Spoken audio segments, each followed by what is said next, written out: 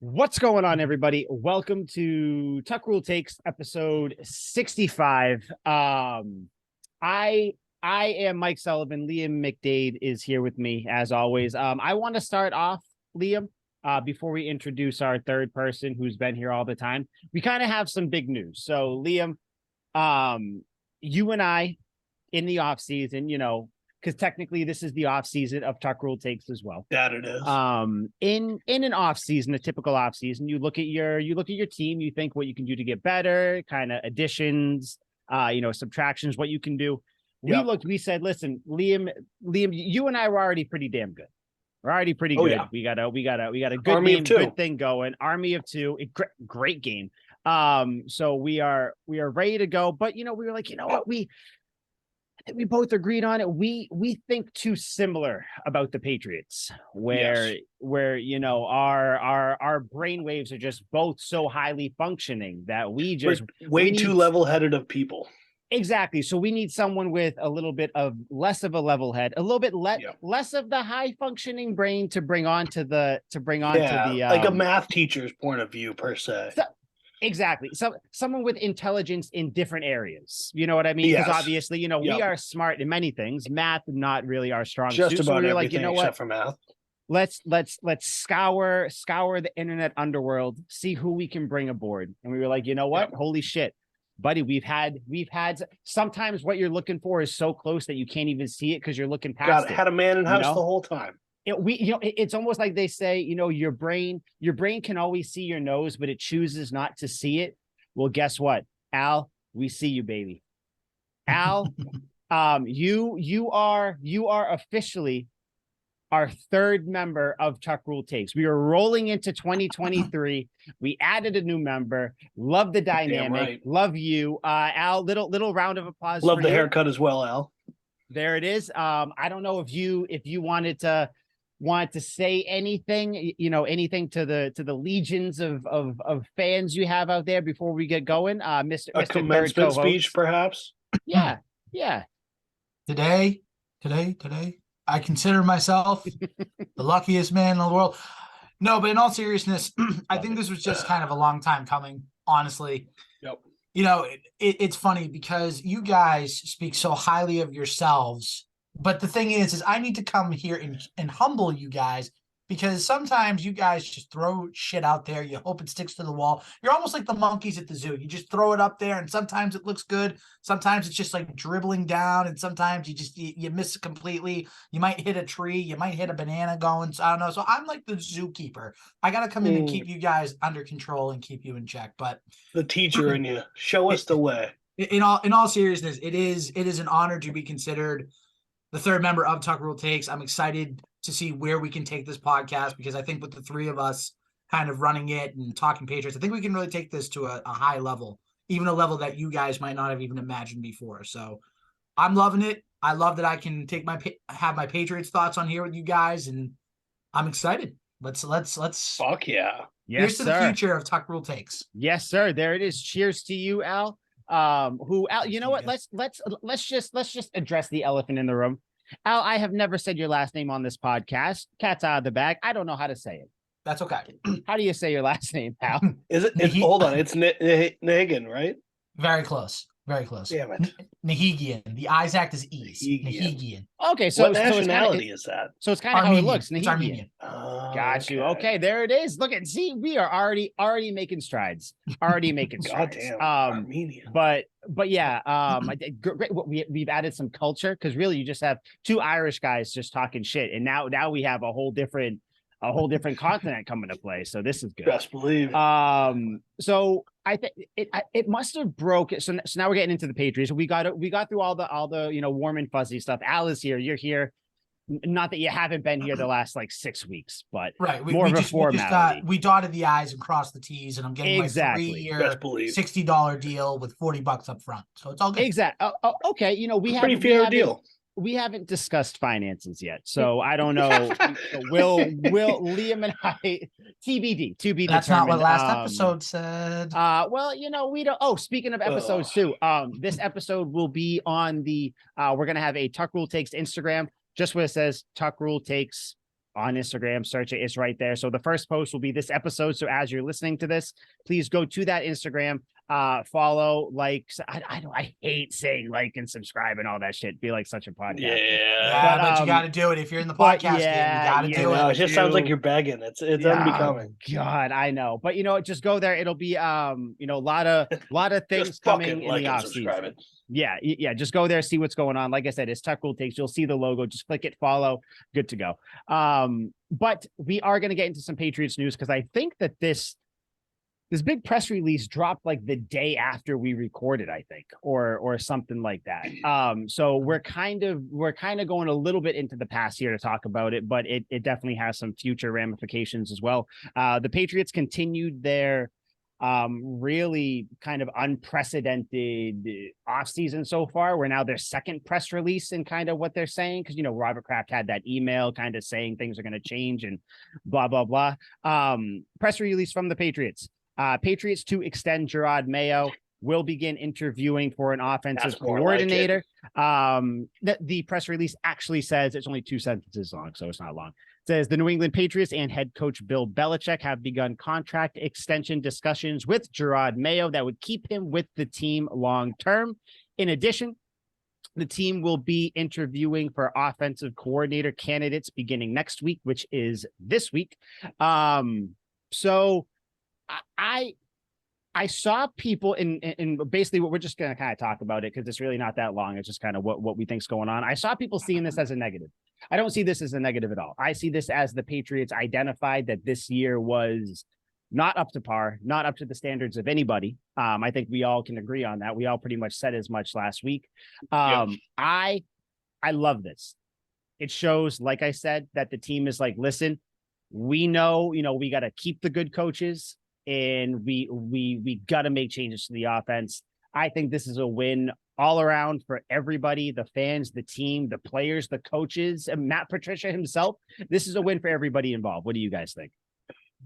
Quick pause. You want to play a little devil's advocate for me, Mike, and tell me how this could be construed as a bad thing? Because I think we're all probably going to have the same answer here. Across the board, this is what at least we've been asking for on this show for as long as I can remember. Yeah, I will, because I scour the Twitter streets to try to see. I know you love yourself a comment section. I do. Very the funny thing is I love it, but very rarely do I actually comment in said comment section. I just tweet into the abyss, like to myself, just out there. You're the king of quote tweeting. That's what you are. You quote someone, you tell them how bad they are, and then you move on with it. Or good. But I think bad. The negative side of this, you see people looking at it saying that this is the first time, or really the first offseason, where we've seen the team do something that's un-Belichickian. So people are like, okay, so this is Robert Kraft stepping in, saying, hey, Bill, I'm going to kind of take the reins here, and we're going to put out this press release. We are doing X, Y, and Z, because, Belichick likes to keep things close to the chest, as most good coaches should do. Right. But it's one of those things, right? That is where people see it, and they're like, any sort of change that's been happening last couple of years, a lot of people immediately equate that to the negative side of things, just because it's not what you're used to. And don't get me wrong, there's been negative change, but I don't see how it is, but that's the ball that those people are picking up and running with, where this is Kraft kind of butting in more than he ever has. And then it's like, well, God, how does Belichick feel about this? Then it came out that Belichick's he's getting like $30 million a year, and people are like, oh, maybe Kraft doesn't let. So just a bunch of things came in. I think that's where the negative comes from. It's so weird to me. And tell me if you guys relate to this, that the Patriots seems like the only organization, whether it's Patriots fans or if it's wolves in sheep's clothing, that come out and try and poke and prod at this power struggle between Robert Kraft and Bill Belichick. I don't hear anything about any Eagles coach fighting with Jeffrey Lurie, who's the owner of the Eagles. You don't hear it about the I don't even know who the LA Rams owner is, but you haven't heard about it in the last 2 years since they've been stacking up their deck with superstars to try and win a Super Bowl, which they just did. You don't hear it from any other team, but constantly with the Patriots, from its own fans or people maybe trying to sabotage the organization and put some bad media out there. It's always Kraft doesn't like what Bill did. Bill didn't like how Kraft treated Tom Brady, blah, blah, blah. It's like, dude, I think they have the same goal. I think you could argue the Cowboys a little bit with Jerry Jones and then like Probably the only other there. team. Yeah, Maybe, about but like Jerry Jones kept Jason Garrett in the head coaching spot for so long. So even then, it's not conflict. It's just bad for the team because he wanted a terrible head coach. He also fired Jimmy Johnson after he won 2 Super Bowls and brought in Barry Switzer. But we won't talk about that. That is abhorrent. And Jimmy Johnson did coach my University of Miami Hurricanes. So I also love Miami. You know that.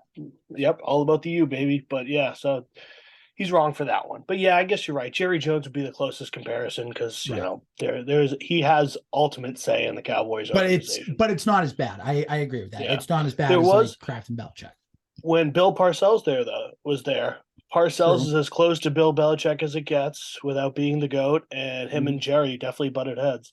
How are you expected to make the dinner if you don't buy any of the groceries? Yeah, it's true. Yeah, he's got a point though. Man's got a point. Kind of true. Yeah, kind of true. Jerry Jones. Yep. The weird part is though with the Cowboys is that's kind of out in the open though. Like people know that Jerry Jones meddles and does all this stuff. The reason where I think Liam, which I get even more so what you're saying, where that's never been the case or the thing with Kraft and Belichick. It's always been like rumors or fan rumors or media rumors and stuff but it just seems like people act as though Kraft is like some behind the scenes type Jerry Jones person recently, where it's like how he came out saying that, like, or he didn't even come out saying it, but he kind of did in his email, but like even before that email where it was like Kraft is demanding offensive change. And it's all in wording, because I can also say Robert Kraft told Bill Belichick the obvious truth that the offense needs to change. And it's it is weird. It does seem like they're trying to push that divide. Yeah, but I don't know why. Like I said in the last show, Bill Belichick's not a fucking idiot. He can look at those offense and go, wow, that didn't work. Like Bill's not above self-criticism. He built on many Super Bowl teams and got Super Bowl teams even more Super Bowls. So it's like he knows what he has to do to reload and go after another one. Yeah. Yeah. Al, what do you think about this big and you can kind of lead us into whether you want to jump into the Mayo topic or the offensive coordinator one as well. What do you think of the press release? And then which fork in the road do you want to dive into first? I mean, as far as the actual comment goes in itself, it's kind of a change in the sense that, and Mike, you said it, the Patriots keep everything in-house. And Liam, you kind of said the same thing too. Like the Patriots like to keep everything close to the chest. It's kind of ironic that after an 8-9 season, the season after you make the playoffs, you get blown out in the first round, but you still make the playoffs and have a good year, that this statement comes out and it's co-signed by both Kraft and Belichick. It's a little odd. I'm not going to lie. But the thing is too, that this needed to come out. And I think I think the three of us can agree, this was more Kraft than Belichick. It was Kraft saying, listen, we got to get the fan base back on our side, because right now there are fans, not like us, but fans out there that are questioning what we're doing. Let's put out the statement. Let's keep Mayo in-house. Let's get an offensive coordinator, because I do want to talk about the offensive coordinator first to kind of go over that. Cool. But let's make sure that we know that fans know exactly what we're doing. Let's make sure they know that we actually care about this team and we actually want to get back to the playoffs and be a legitimate contender in the AFC and maybe even get back to a Super Bowl. So great move by Kraft, and I'm giving Kraft the credit for this. Bill can co-sign all he wants, but Robert Kraft did the right thing here. And now we get to speculate, and we're like, ooh, who's going to be the OC? And we're putting our fingers together, being like, ooh, what is the mad scientist coming up to? I agree, though, and I'll serve it right back to you. But I do agree, because I don't want it to sound I don't want it to sound like we're kind of contradicting ourselves, Liam and I at least. Where I do think that this was probably Kraft's idea, just because I don't think that Belichick would even think to do this. But I don't think it's one of those things where he is strong arming Belichick to do it, because I do think that Belichick does, as much as people think he's this old curmudgeon that doesn't evolve with the times, he very much does. And I think that he understood why Kraft wants to do this. And he's like, yeah, sure. Like, you can do this. I'm still going to operate the same way that I do. But like, yeah, I think at this point we're in unprecedented times, which, I mean, that's not saying anything crazy. We very much are with this Patriots team. So it's like, yeah, we got to kind of just reassure people. Like Liam, you said, Belichick isn't an idiot. He's a lot smarter than people for some reason don't want to give him credit for around here right now. Like he he knows the offense wasn't good. He knows that people like, so like he thinks so far ahead. So it's like, yeah, sure. Do this, do your cute little press release. I'll co-sign it. I'm fine with it, whatever. Cause at the end of the day, it doesn't impact what he's doing because they were already going to do it. They were already going to get an OC. They were probably already going to try to keep Mayo. So I just think Bill doesn't want to get up in front of the press and talk. I think in general, he is done with that. Once you've done it for however long, Belichick's done it longer than any of us have been alive, even been a thought. He's been doing this. And I'm sure at this point, he's like, I'm just going to go up there and they're going to ask. I bet he could pick out the 5 questions that they're all going to ask before every press conference. It's probably so predictable to him at this point. He's like, why do I have to go through these motions anymore? Really, Liam? You think Bill Belichick actually likes going up there when he gives responses like, yeah, just look back at the film. Yeah, I'm not a doctor. That's the thing. And that's the point. Exactly. And I like that. I love it because the media is just, it's a facade. It's trying to give the fans entertainment and make us feel like we're a part of the franchise. We're not, and Bill knows we're not a part of the fucking franchise. Yes, we support the team. He wants us to support the team. But we're going to support them if they win, not if he gives a good press conference. We're not going to be like, oh my God, Bill went up there and said the right thing. Yes. No one gives a fuck. We want to win 10 plus games each year. So, hey, since we're talking about Belichick, by the way, did you guys see it? And I saw a lot of actually somewhat praise for Belichick, which like doesn't normally happen that much, like in the offseason, especially after a year like this. You guys see Mike McDaniels went up to the podium after the loss and was kind of, they had that 4th and 1 fiasco talking about basically just trying to pass the buck as much as he could, saying that like he thought it was, 4th down, the refs, that's what it was, but then it wasn't communicated to him on time and all, like basically blaming like the situation. Then you had Harbaugh go up there and say, on that QB sneak that Tyler Huntley did, he was supposed to go underneath instead of over the top. But if you look at the play, so what's he going to do? Go underneath with the rookie center in front of them. And it's just like, you see these other coaches kind of like not always passing the buck, but trying to like explain things away. What did Belichick say all year about the offense? I'm the head coach. I will take the bid every single time. I have to be better. Yeah. And then if it's something where maybe he thinks that it might be, like, yeah, no, you'll have to ask the refs about that in your thing. But at the end of the day, I am the coach. I have to be better. So I'm still full. Not that this is even a topic or a question. Still always riding with Belichick. I'll take his old man, press conferences where he only says like 8 words, because I'd rather him do that than either half throw his players under the bus and do all this weird stuff. Like I'd almost rather it just be like the dude, just Marshawn Lynch. I'm here so I don't get fined. Like get me in and out of here. Yeah. So because it's a novelty. It's just another thing you have to do. It's the GOAT template for coaches. And I use this comparison all the time because it rings true, scarily similar. Greg Popovich goes up there and doesn't give the media anything. In fact, he's almost mean to the media. Bill's not exactly mean to the media. Greg Popovich likes to make fun of them, but it's the same thing. Is mean. Yes, Popovich is mean. I love it. But the way he gets away with it is he says it with a smile and then he like laughs afterwards. Yeah. But in the inside, he's like, you don't know me. Yeah. It's like, I hate you. And like, fuck you motherfucker. But then it's like, yeah. It's like, oh, because he's not going to win a championship in a press conference, so he doesn't care about it. Exactly. All business. Exactly. Al, OC, offensive coordinator. What is going on? What do you think is going to happen? Because they're interviewing people, I guess, supposedly this week. We haven't heard much, but I guess this is just when the process starts. Well, according to Tommy Curran of NBC Sports Boston, I knew you were going to bring it up. You knew that I was going to do that because I like the sources. I like Tommy Curran. Big media guy, apparently. He has me blocked. I think I told you guys. Tommy Curran has me blocked. That's awesome. Why? What'd you say to him? I was going to try to bring him on the pod. Years. Please do. I want these people to see that I'm not this demon. Like it's just years of because he is good at his job. Do not get me wrong. Like Tommy Curran is good at his job, but he also has a job where he works for NBCSN, where he has to do the the not clickbait things, but just the the He has to create a shock and storyline. yeah, exactly. Or not even it just kind of, not fabricate one, but kind of puff it up a little bit. And I think it just like anything else, he just got sick of it, which I am relentless. That's how I got my wife. So it's just, I will not stop until neither one of us are married, until I have you or I'm blocked. So Al, sorry, right back to you, Tommy. No, you're good. You're good. So Tommy Curran, the title of his article is Patriots Early Offseason Approach Should Trigger Optimism. I'm going to read a little blurb from this article that I think people are going to want to listen up to.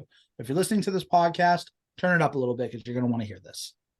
The primary target for Patriots OC is former Patriots OC, former Penn State and Texans head coach, former Alabama OC Bill O'Brien.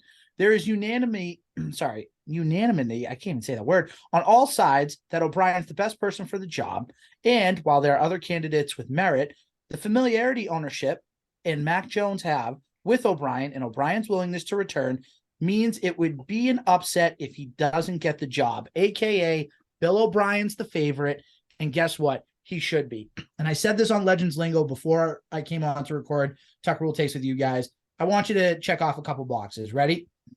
Was in New England. Check. Yep. Offensive coordinator in the NFL and in college. Check. Two checks. Won a national championship with Mac Jones. Check.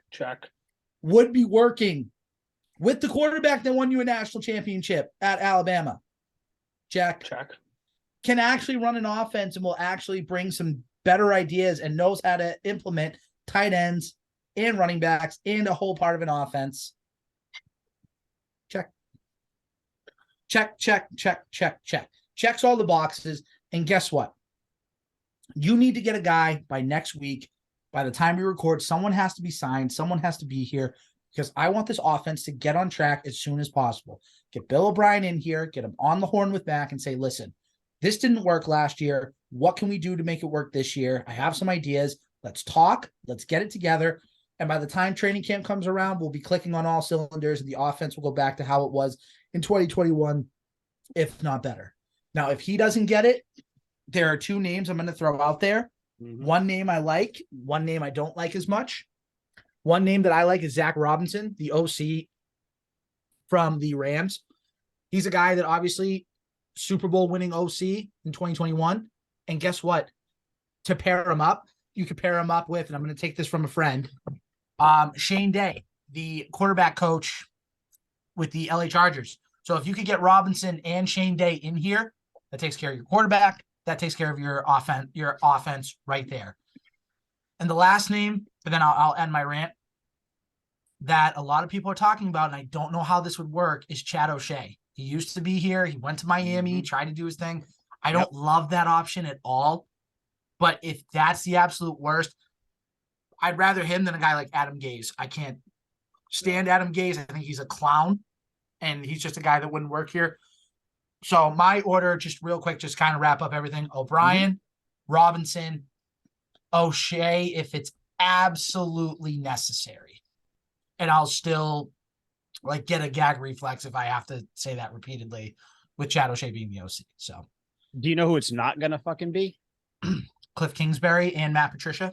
Do you know why it's not going to be Cliff Kingsbury news is hilarious. Did you guys hear about that? Yes, yeah, because he's in Thailand with his model girlfriend. Dude just said, fuck that. Kyler Murray messed with his head so much. He's probably like, dude, the only way that you can't find me on Call of Duty is if I go to Thailand.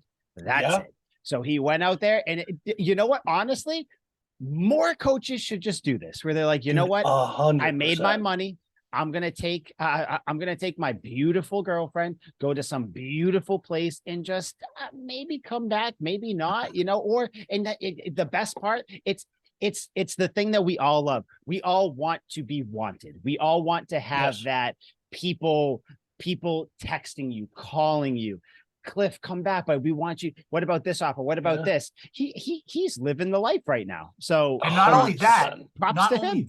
Not only that, for the next 4 or 5 years, every 2 weeks, he's going to be getting a check from the Arizona Cardinals. So he's all set. He doesn't need to worry about making money for the next 5 years. He can just chill if he wants to. It is perfect for him.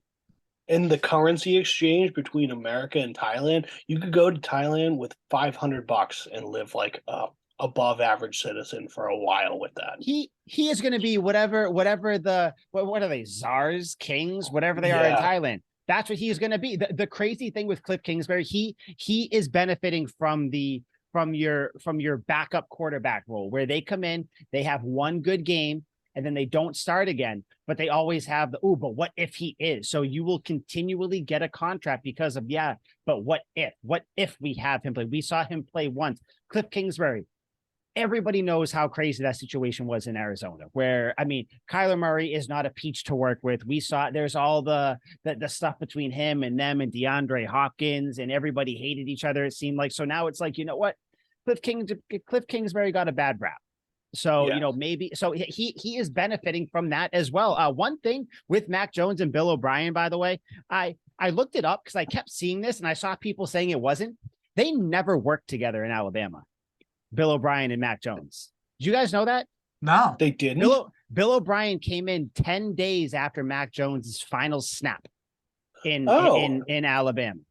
That was one of Al's talking points. I thought that was like a huge that's thing. why, because the funny thing is, Al, and I'm not even saying it to be like, gotcha, because guess what? Up until I think maybe 5 hours ago, I thought the same thing. But I saw someone tweet, because I'm looking in the comment section. I saw someone say, crazy that Bill O'Brien, or that people keep bringing this up, when Bill O'Brien came in 10 days after Mac Jones, his career was over. That makes sense. I was like, now because O'Brien was there on a 2-year deal. He came after. Okay, that's why I was like, I thought I heard that at first, but then like I think it just turned into they had some overlap. They didn't. Now, when Bill O'Brien came in, where the overlap is Mac Jones helped him kind of get ingratiated into the offense and kind of gave him some tips of the trade and all that stuff.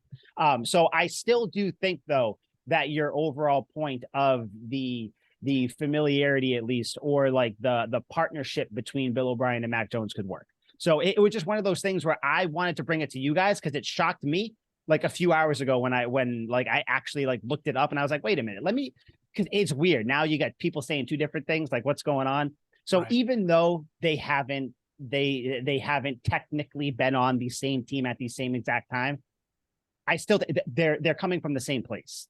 So at least like the familiarity, they've had conversations before, which is reported. That's out there. Like I said, Mac Jones helped Bill O'Brien come in. But yeah, crazy, right? How all this it's like one of those. It's like when you play the whisper game in school, where you like whisper something in someone's ear. It turned into it went from Bill O'Brien and Mac Jones almost overlapped, or like they had like whatever, to Bill O'Brien and Mac Jones won 1 billion games together. And it's like, wait, I don't think they did, but still that to me is just kind of a minor detail. Your overall point, Al, 1,000% correct. Bill O'Brien is the guy. I came in with another misconception as well. Bill O'Brien wasn't the offensive coordinator for the Patriots until 2011, and then that was his only year. Yeah, every he was other like year, the quarterbacks coach, wide receiver coach, and then offensive assistant when we went undefeated. Yeah, he was. So I guess like in those years too, because that's another thing that I checked on too, because I was like, what the hell? Like he only had the title for a year. I guess we lost in the Super Bowl that year. He still was involved with the offense though in a good amount of those years. It's one of those Patriots things where they give you the title for 1 year. Yeah, just like Steve Belichick. He'll never be the defensive coordinator. But as we all know, for the last few years, Steve Belichick has been a crucial cog in the wheel of the Patriots defense. So yeah, isn't it crazy how these things, we all, but at the end of the day though, like I said, the point is still 1,000% truthful and valid in my eyes, where Bill O'Brien is the guy. You can see him and Mac Jones meshing well, because I mean, shit, Bill O'Brien goes to coach somewhere where Mac Jones played you can't manufacture that sort of chemistry that's bound to be there. So yeah, what's that saying? It's like a lie told enough times with enough conviction becomes the truth. Yeah. Yep. Something oh yeah. Like that. Yeah. Yeah. So but yeah, it should be Bill O'Brien. I saw that Tommy Curran thing too. I obviously couldn't see the tweet because blocked, but I did see it from someone else retweeted the link, so I clicked it and everything. Yeah, I mean, I don't. It almost the fact that it's out there so much, that his name is out there so much, is that a red flag to you guys? Do you guys think that it's out there so much where it's not going to happen? Almost like the Larry Fitzgerald was tied to the Patriots so many off seasons. But it was almost like everybody thinks it's going to happen. But then he would sign another 2-year deal or a 1-year deal with the car or something like that. Like, do you think it's actually going to not do you want it to, not what, like, just do you think that this will happen? I do. Alex, just for the record. That's my thing. I do. I mean, I think it will happen, but the question is Bill Belichick going to be willing to let O'Brien have the autonomy of the whole offense? That's the whole thing. Because if Bill Belichick says, you're the OC, but you got to go everything through me, O'Brien's going to be like, I don't want to do that. Like piss off. Like, I'm going to go somewhere else. How do you know, though? Because O'Brien, I think, is going to be in a position where he's done this before. He knows that Belichick knows exactly what he's capable of because they've worked together for several seasons. So it's like, okay, you know what you're getting here. There's going to be some wrinkles thrown in, but basically Bill O'Brien's going to say, that I know what I'm doing. So just let me do it and we'll get on the same page and then we'll win games. I think they'll do it. I think they will because Bill O'Brien is a Patriots guy. He's coming from the Bill Belichick thing. And also, if you want to look macro, big view to it, Belichick might be looking at his next 5 years as the final 5 years. So he's like, you know what? I want to leave the Patriots with something good. So I'm going to start letting other coaches take a little bit more autonomy of, whatever their title is. I'm going to let Gerard Mayo be assistant head coach or assistant coach, which we'll dive into as well. I'm going to let, Joe Judge really take over the special teams, which God given, hopefully he does. I'm going to let, Bill O'Brien come in and kind of start to form and make his own thing. Like, Belichick as the coach still going to have some say in there, but right. I mean, I can see him not stepping back, but just kind of stepping aside to make room for Bill O'Brien to stand next to him on the podium of Patriots coaches. So yeah, I think that Belichick will do it because I don't think he has as big of an ego as some people think he does. So I think he'll be down for it. Yeah, I have no answer on the subject. Normally with stuff like this, I look to the past so I will not have a definite answer until maybe the next show or when the next time this topic comes up. I'll do some hard research and like a time that like a coach was tied to the Patriots and see what happened there. Look up any instance. Maybe it happened a couple times. Maybe it only happened once. And that's what I usually go by is history repeats itself. So I have no answer right now. Honestly, I think it'd be cool. And like you said, because he was here before, just throwing out an idea. I think it's more likely than not, but again, the Patriots are the most unpredictable organization in the world. Like, especially now, if they let all that shit fly out, they very well could do the polar opposite and just be like, psych. But like, I don't know. So I truly have no idea. I think that we are all in agreement, though. Matt Patricia should stay on in some form or fashion because I don't know if 100%. It was that same article, Al, but I think. No, it was Scott Zolak, I guess. Yeah, I was going to bring that up next. Where I'll throw the one thing and then because I don't have it in front of me or I don't have all the things, but I know that he said he heard that Matt Patricia was kind of going to assume the role he had 2 years ago when he first came over, where it was kind of like a front office type of a thing. Still involved in the offensive line, which I mean, do with that what you will, but still involved somewhat, but more of an advisor type of a front office type role, which I'm fine with that. I just don't, because I thought about this a couple of days ago. You got to remember that these people are still people. So like the shit that we all say about Matt, like the dude at the end of the day, the dude came in, tried his thing. It didn't work. It is what it is. I don't think that he should be fired by any means. I think he still brings value. I like him. I know that when he came over, and I think Liam, we talked about on one of the episodes after he got signed or came over, where it was like all of a sudden there was this weird hatred for him just because of his Lions tenure. But it's like when he left, he was like one of the most beloved coaches when he left. He's the dude, big beard, pencil, backwards hat, wearing, Goodell clown shirts coming off a plane. Like everybody liked him. And then all of a sudden he comes over and it's like, blah blah blah pitchforks. Why is he coming over? So I do hope he stays here. But Al, what were the other things that were on that Zolak list? Do you remember? Yeah, I do. So it was Gerard Mayo is the assistant head coach. We'll talk about that in a second. That'll be the next thing. Yep. Yep. And then they didn't say anything about OC, but everything else was, like you said, Mike, Patricia going up into a front office role, take care of the contracts, everything else. Joe Judge is the special teams coach. Cam Acorn, assistant special teams coach, which just I know you didn't like that. I know you didn't like that. Yeah, I hated that. Shouldn't be anywhere near the organization. Nope. And then Nick Caley looks like he's going to be out because he's actually interviewing for the Jets offensive coordinator position on Tuesday. Yeah. So hey, I mean, I like it. I like it, except for the Acorn position. I like everything else.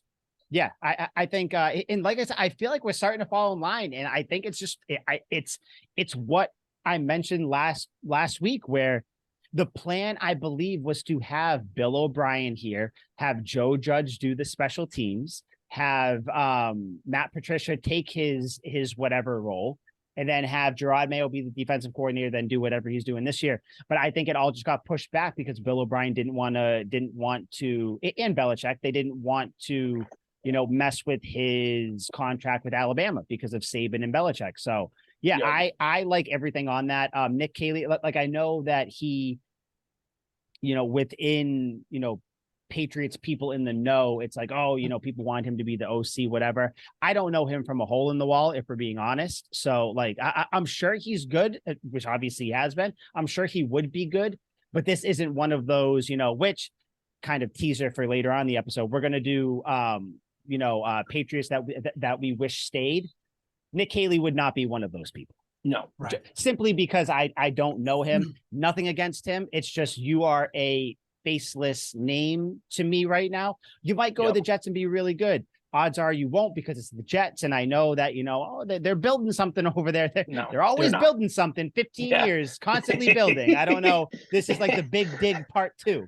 But yeah, I personally love that list. And the one thing that jumped out to me, which I think because the offensive coordinator, I feel like we all have the same thing. We hope it's Bill O'Brien. If it's not, then I mean, we'll see. The only thing, what was the guy's name from the Rams, Al, that you said? Zach Robinson.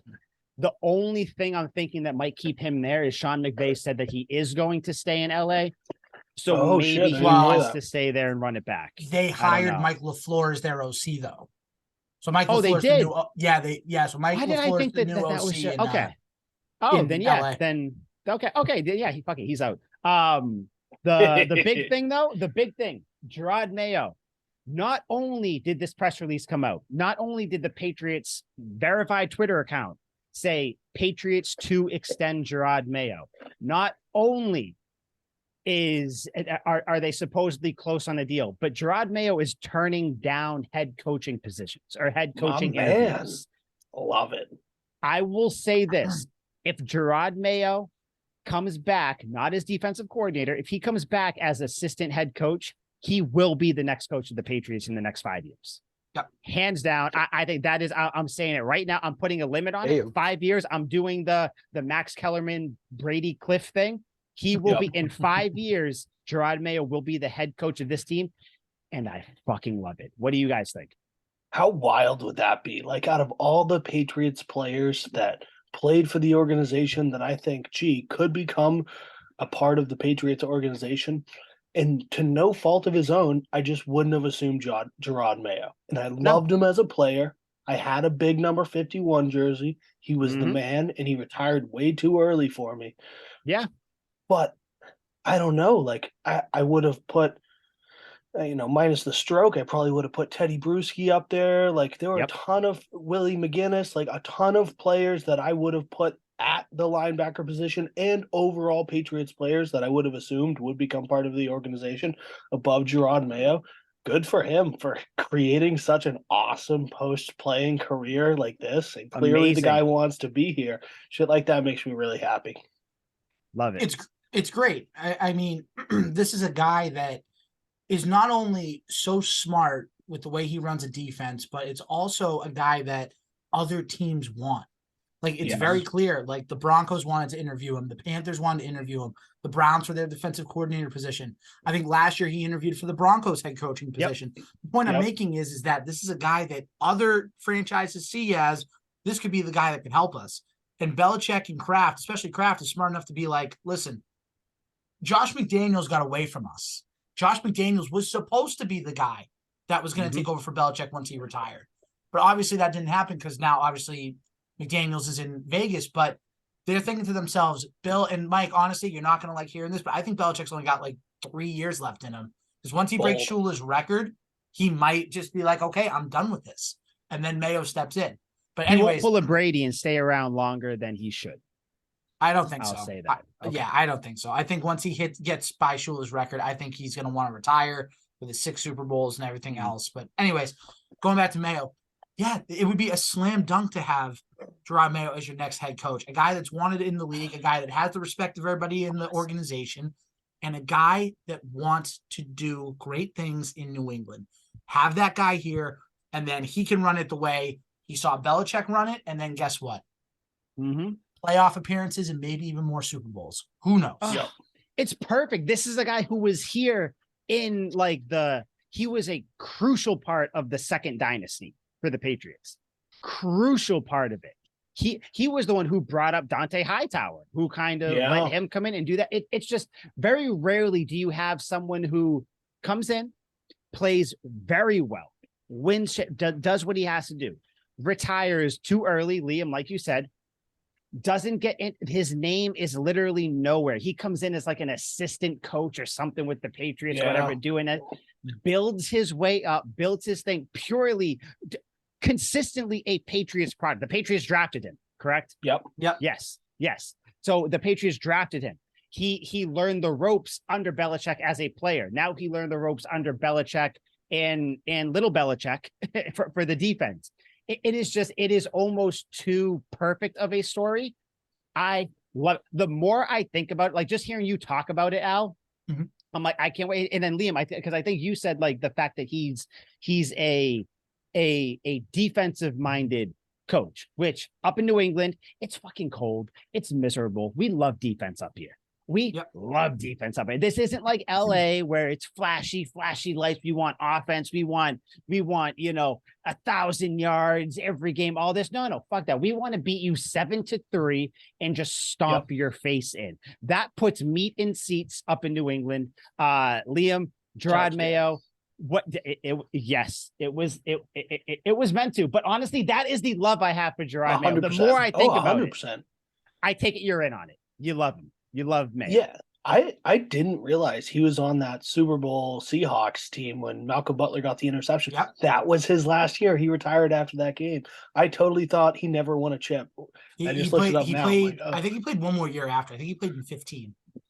He did. I went out on a limb and assumed that he won one. I did not know for sure. So I was hoping you guys were gonna. So I don't remember him at all in that game. For any fans that have any doubts about Gerard Mayo's like playing career, just listen up for a sec. Super Bowl champion, NFL Defensive Rookie of the Year in 2008, a first-team All-Pro in 2010, two-time Pro Bowler in 2010, 2012, part of the Pro Football Writers Association All-Rookie team in 2008, part of the Patriots All-2010s team. So, this is a guy you want as your head coach. And guess what? He won Defensive 100%. Rookie of the Year? 2008. Damn. That's awesome. What a stud. Because I knew he was a fucking genius. Mayo was good, man. He was good here when he was. It's one of those things where like you read the stats afterwards and then like, you forget about it, but then when you hear this guy was good. And it's like, and even then you can still say he left. You can probably assume he left a good amount of meat on the bone for his playing career. I know injuries. I believe injuries are kind of what killed his career there. Cause I know that's kind of when Hightower got the green dot on this thing. And then that's kind of what happened. But I didn't, because he played 7 years. I think he could have stretched that to 10 and like had a very serviceable 10 years. Yeah. But no, instead he did the thing. He did what you do, go out on top, go out, go out having the people want more. Don't go out where, and I hate to bring his name up because he's playing right now as we speak. Don't go out like Brady, where it's like you probably should have went out when you won that Super Bowl with the Bucks, because then you're having like a couple other kind of down years. I say down years. You're in the playoffs, but your team wasn't that good. You have a work like it's like go out, a nice tight little 7-year career, do your thing, and now guess what? You might fuck around and be the head coach of the New England Patriots. You guys want to hear a couple more fun things about Gerard Mayo that'll make you even more excited? I will never say no to that. Yes. So in 2008, when he was voted Defensive Player of the Year, out of 50 votes that year, he got 49 of them. So he was almost unanimous. Defensive Rookie of the Year, but yeah. Well, you get what I'm saying. Yeah. 100%. But in I still can't believe that he won Rookie of the Year. I forgot. And in 2009, he sprained his MCL in his knee. He was supposed to be out like a month and a half, 2 months. This guy comes back in week 5 and still records over 100 tackles on the season.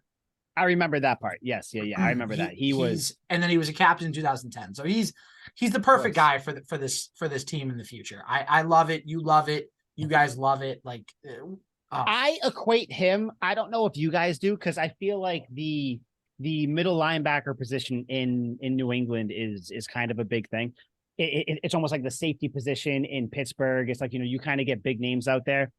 Gerard Mayo is like the new age Teddy Bruschi to me, where it's like he never did anything like, he wasn't like Jamie Collins jumping over centers. He wasn't, even if you want to go to, he wasn't like, even if you want to go this year, Mac Wilson, who's quick running sideline to sideline. Not that Mac Wilson is anywhere near the level of Gerard Mayo or anything, but it's like there were never these like giant things that he would do. He wasn't the Ray Lewis, the intimidating whatever. He was just a good fucking player. He was just there. He was solid. You could rely on him. Very few missed tackles. Like if he's there, it's like, okay, no, you're good. Like, things might be going shitty, but at least we got Mayo in there to kind of hold things together. Kind of like McCourty in the secondary, where it's like Gerard Mayo, I would put him up there with kind of your quintessential Patriots. I would put him up there with the Edelmans and the McCourtys and the Slaters and the Brewskis and, people like that. Yes. Man, that defense was nasty. Him and Brandon Spikes locking up the middle is one of the grossest combos I've ever seen. Brandon Spikes maybe will make an appearance later in the episode. I don't know. Maybe he will. Maybe he won't. He did go maybe to the not Bengals, on my list. bastard. I don't know. But yeah, so I think, do you guys think if he comes back as defensive coordinator, does that change anything for you guys? Do you think that he will still be the head coach at some point? Do you think I just want him back either way? I think even if he comes back as the DC, I think that he'll still kind of start to slowly take over some roles. And if he's going to be the next Patriots head coach, I don't care in what form he comes back. I just want him in the room. If he does become the Patriots assistant head coach, are you guys worried about the defense? Not at all. Okay. Absolutely not. Okay, good. Because you still got Stevie B down there. So, and I think that Steve Belichick will be with this team for the next 20 years. And the thing with Steve Belichick, right? Here's the main difference between Mayo and Stevie. Mayo and Stevie both know the defense very well. The only difference is Mayo can explain it to the players much better than Stevie can. Stevie can make the calls on Sundays, but he can't relate it to the guys in the room. That's where Mayo is the better coach than Stevie in that aspect. Yeah, but you have them together, you can still make a very, very good defense, and you saw that this year. Clearly. I mean, the Patriots defense was wasted this year on an offense that was trying to drive a car with 3 fucking wheels. So, exactly. Yeah. I agree. So I hope maybe by the time we record next week, there's some sort of movement on either Mayo or an offensive coordinator. I would like that. It would make the episode good. Liam, you have anything else to say on Mayo before we jump to this next quick topic? I'm with you, Mike. I don't care if he comes back as the ball boy. Like anything he does, he will climb the ladder. He will be successful. I'm not worried about it. Exactly. He'll be back. By the way, quick NFL playoff update: the Dallas Cowboys are 7-0 on the Tampa Bay Buccaneers. Dak Prescott to Dalton Schultz. Liam, I want to ask you. Liam, I got to ask you. Then Al, I have a bone to pick with you. Okay. Liam, Who do you want to win right now? Just a quick question. The Tampa Bay Bucks led by Tom Brady, the devil himself, or do you want the Cowboys, your enemy because you're a closet Eagles fan? Who do you, not even closet, you're out of the closet. Yeah. Who, big if time you out of the had closet. to pick, sir, who are you picking? Cowboys or Is- Bucks? Is there an option for a meteor striking the field and No, wiping out within that's- everyone within that's 100-mile no, perimeter? you gotta pick one, win or loss. Well, then, and it fucking kills me to say it. It Say it. truly hurts in my heart of heart Oh, for shit. me to say, let's go Bucks, baby. Oh no, you Fire stupid me boy. up. You dumb Tom boy. Brady, I Al, we're trust. looking for a third co-host because Liam's out. Tom Brady, I trust. Oh, give me God. one more TB12 vintage performance to go no. out there and show them boys what's good. Because I cannot.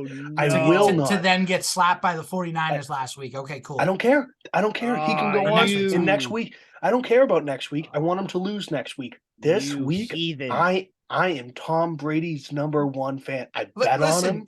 Listen, I bet red on him flag to for throw this 4 man. touchdowns. your favorite Fuck team, the Liam, Cowboys. your favorite team, the whole NFL has to deal with a Giants team anyway that's looking pretty good right now. No, they're so not. I'm sorry. Swept the Giants. Not worried about it. We might have to talk after the show about that game. Yeah, it's gonna be We a might cakewalk. never talk after the show if this is the route Yeah. that we're going down. Where you're telling rooting for you. the Eagles and Tom Brady? Tom Brady, baby. In what way? Give me, Al, do give you me know one anybody? more redeem Do you know performance. anybody who we could kidnap for an hour and a half in a week to potentially be our third co-host of Tuck Rule Takes? Because I think Liam is on his last legs here.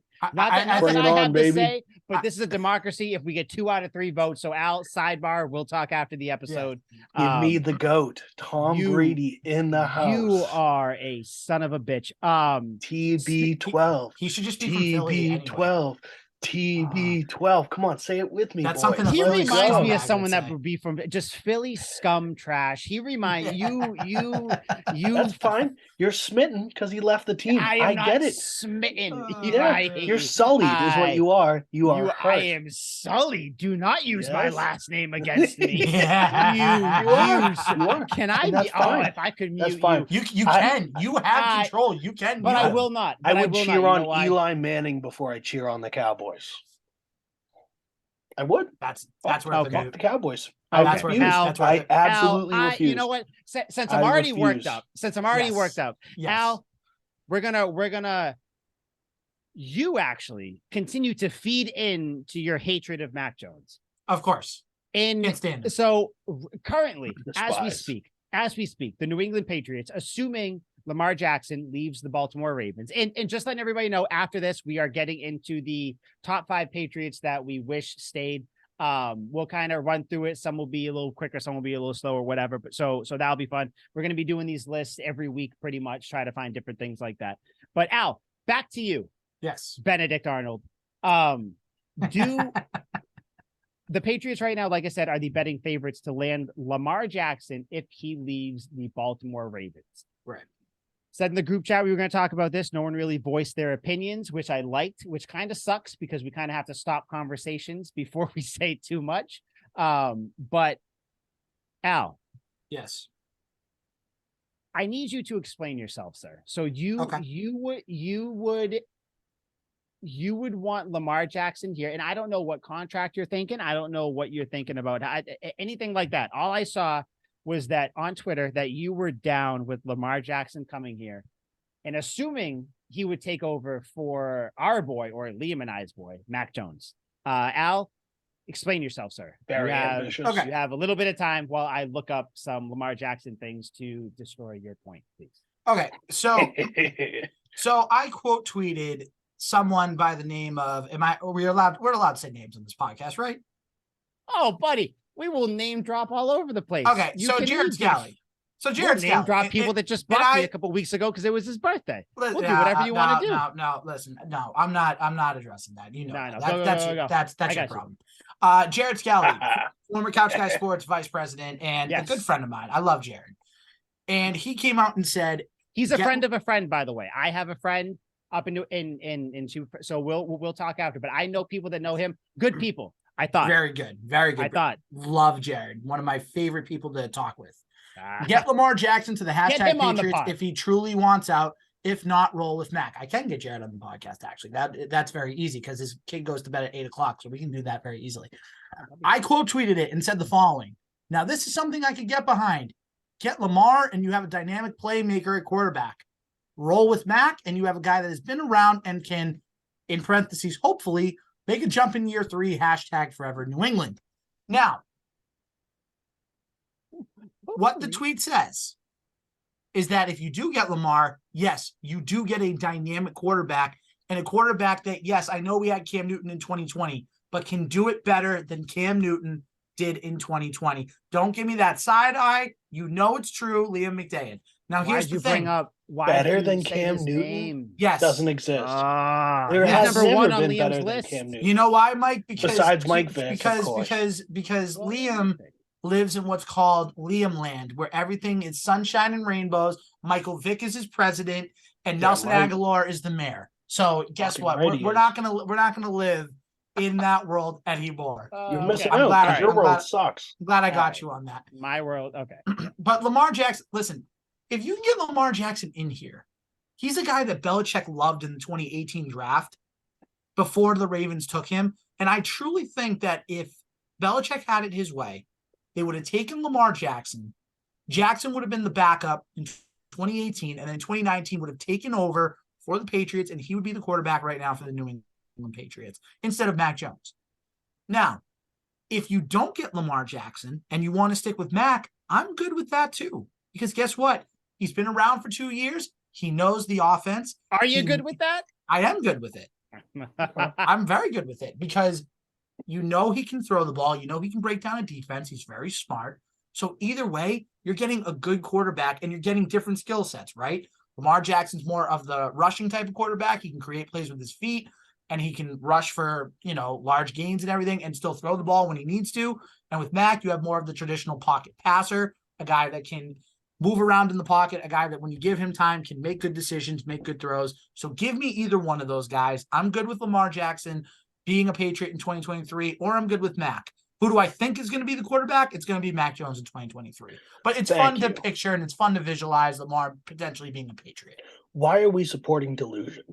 First of all, Lamar Jackson is never going to be the Patriots quarterback. Never. Why would Ever, it be delusional ever, when never, betonline.ag is saying that the Patriots are the favorite to get him if he leaves? How is that? Did you I'm gonna see have the to- other names on that list? The 49ers were the fifth favorite to Jets get him. need a quarterback. Raiders need a quarterback. 49ers, I know they like Brock Purdy, but guess what? 49ers don't They need could a use a fucking quarterback. quarterback. The Falcons need a The quarterback. 49ers have three quarterbacks. You're The betting that's 49ers on the have list. three. The 49ers have three quarterbacks, and it seems like they want none of them.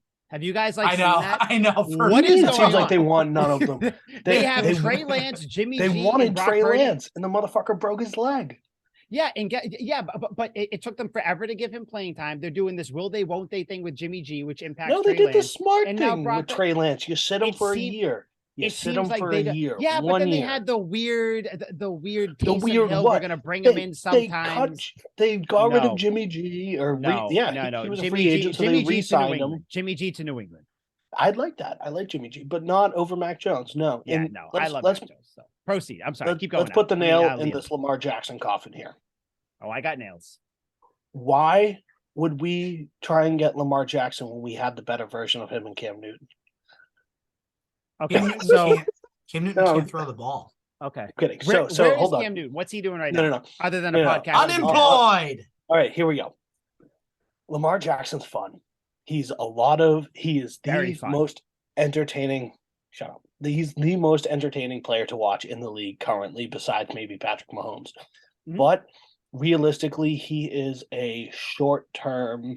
If I were to bet, he is a short-term movie. This isn't a Godfather movie where it goes on for 3 hours.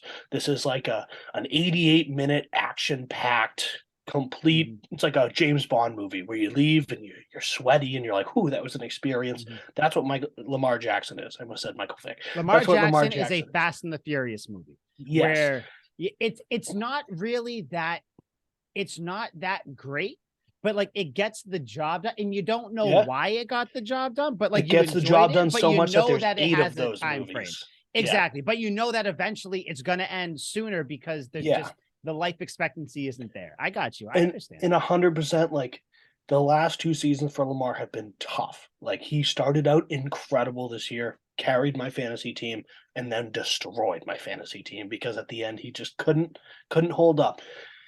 Will that be the pattern for the rest of his career? Could be. It couldn't be. But at some point, he's going to have to be kind of a one-trick pony, and it'll be a throwing show, and it'll be fun. He's got a great arm, and he'll do fine for the rest of his career. If he never ran again, he would still be probably the 14th to 13th best quarterback in the league.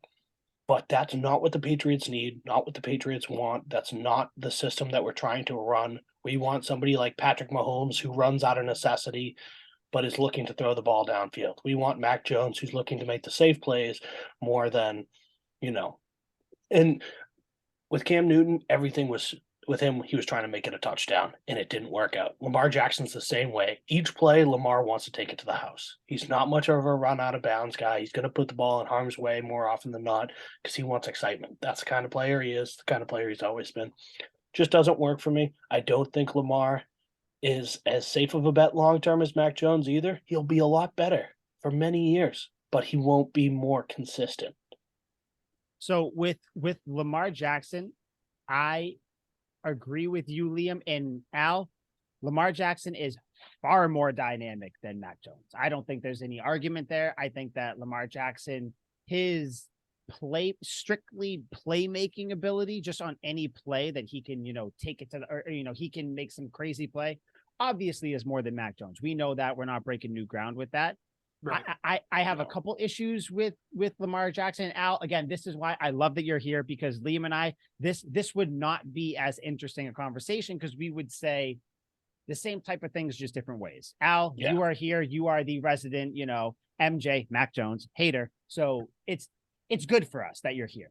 Lamar Jackson, great player. I don't think he's a great quarterback. The issue I have with Lamar Jackson, and this probably comes from my bias, kind of looking at just strictly run first type quarterbacks, there's a very short shelf life on them, because Lamar Jackson is not built like Cam Newton. He's not even built like Josh Allen, who, Josh Allen, like and I don't, it's just Lamar Jackson is great, but I think that he is more of an elongated flash in the pan, which if the Patriots did get him, you sign him for how many years do you think that he would want to sign? If you guys 5 would say, I was gonna say 5 years. He's what, 25 years old, something like that. Okay, cool. So like a 5-year deal. So you would think like a 5-year deal, maybe 6 if he wants to push it, whatever. But we'll go with 5. So you think you sign with a 5-year deal? In those 5 years, how many seasons do you think he is going to play a full season? I don't think he will play moving forward. I don't think he plays any year with a full season. The last 2 years he hasn't. As we know, last year he had some injuries. This year, obviously, the injury is very big. It's one of those things where is he not coming back because of the contract or the injury? Who knows? But either way, he has said it's the injury. People are saying he's limping around the facility, so it is what it is.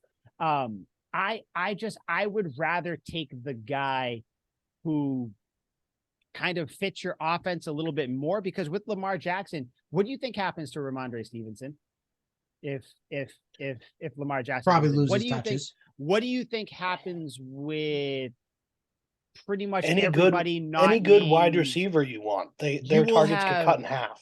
You will have Hunter Henry, who will take the Mark Andrews type role, or Jonnu Smith. I mean, whichever one of them ends up staying. And then you'll have Devontae Parker will probably kind of take over that, deep chuck it down role. Then maybe one more receiver will get a little bit of something.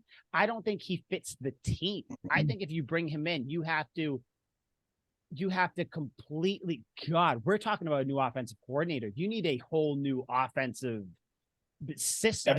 Everything needs to be different. But even that's more of your more systemic, like that's an easy cop-out answer. I don't like Lamar Jackson as a quarterback. I'll say it. I think he's a great player. Yeah. I don't think that he's a quarterback that you can build your team around for years and years and years to come. I know he won the MVP.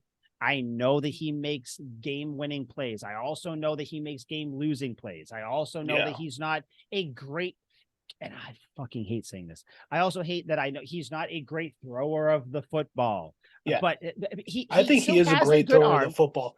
You and me are saying the same things with slightly different. I think he is a good quarterback. That's what I'm you saying, don't think he's a good not, quarterback. Yeah. But either way, we think in a 5-year contract period with the Patriots where he is getting a absurd sum of money, it wouldn't be worth it in the long run because you know, you don't think he's going to play any healthy seasons in 5 years. I think he'd play 3, but I think there would be very injured seasons in between those 3 years that would completely fuck with the team's chemistry. Yeah. 1 year, 2 of those years, we'd have to use a backup quarterback, and it would just be ugly. It's not. No one would sign Patrick Mahomes to his 10-year deal if they were worried about his health. Yeah, because then you're probably getting 5 of those years without him playing healthy. Yeah, and don't get me wrong. Now I let my mind creep into what if Lamar Jackson did get to the Patriots? And I was like, holy shit, this would look good. This would look be fun sometimes. You'd be excited for a second. Can you see Lamar Jackson? A little, a fake to Stevenson defense comes in. He runs like I would like to, it would be cool to see, but it'd be one of those things where I wish that it would almost be more of a dream sequence where I'd see it happen, but then I'd wake up and be like, oh no, Mac Jones is still the starter because I am still as high as I've ever been on Mac Jones.